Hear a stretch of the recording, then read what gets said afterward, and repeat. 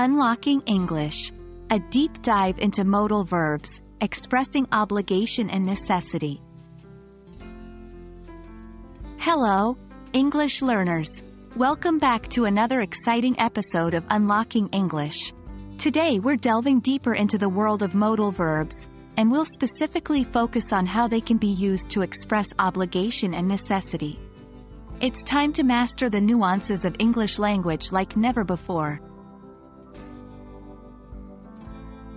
Before diving into our main topic, let's quickly refresh our memory about modal verbs.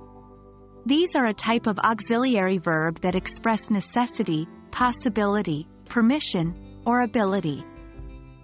Some common examples are can, could, may, might, must, shall, should, will, and would.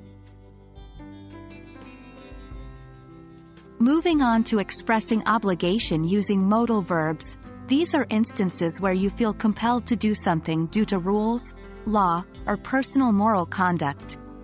The primary modal verbs used for this purpose are must and have to. Must is used when the obligation comes from the speaker. It's often subjective. Example: I must finish this project by tonight. Have to is used when the obligation is imposed by outside circumstances. It's often objective. Example: you have to wear a helmet while riding a bike. When it comes to expressing necessity, the modal verbs commonly used are need to and have got to. Need to is used to express something that is necessary or very important. Example: I need to study for the test. Have got to, often contracted to gotta in informal speech, is used similarly to need to, but it often carries a sense of urgency. Example: I have got to get to the airport on time. The best way to grasp the nuances of modal verbs is through practice.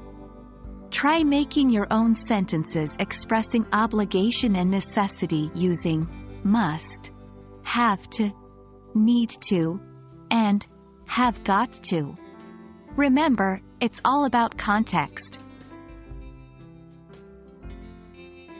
And that brings us to the end of our deep dive into modal verbs used to express obligation and necessity. With consistent practice, you'll find that these modal verbs become a natural part of your English vocabulary. Thanks for joining us today, and remember, the journey to mastering English is a marathon, not a sprint. Keep practicing, and stay curious. Until next time, happy learning!